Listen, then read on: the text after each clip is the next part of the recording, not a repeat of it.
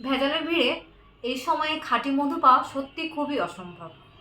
আমার খুব কাছের বন্ধু সওদাগর পেজের নামটা সাজেস্ট করে সেখান থেকে মধু নেওয়ার জন্য। তারপর আমি সেখানে তাদের মধুটা অর্ডার করি। মধুটা পাওয়ার পর থেকে আমি খাওয়া শুরু করি। সত্যি বলতে আমার খুব খুব খুব ভালো লেগেছে, যেহেতু আমি বেশ কিছুদিন ধরে খাচ্ছি এবং মধুটা খুবই খুবই টেস্টি, খাঁটি। এবং আপনারা যারা স্বাস্থ্য সচেতন, যারা খাঁটি মধু খুঁজছেন, তারা অবশ্যই এই মধুটা ট্রাই করতে পারেন। ইফতারে 1 গ্লাস লেবু পানি, তার সাথে চিয়া সিড ও 1 গ্লাস সরি চলে গেল কোন দিকে, কাট করা যাবে বলো। ইফতারে 1 গ্লাস চিয়া সিডের সাথে লেবু ও মধু, আপনারা সওদাগর মধু মিশিয়ে খাবেন। এটা অনেক অনেক অনেক রিফ্রেশিং।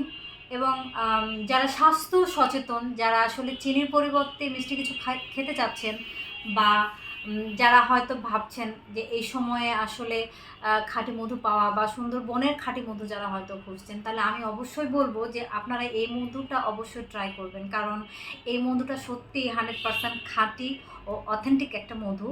আপনারা মাস্ট ট্রাই সওদাগর মধু।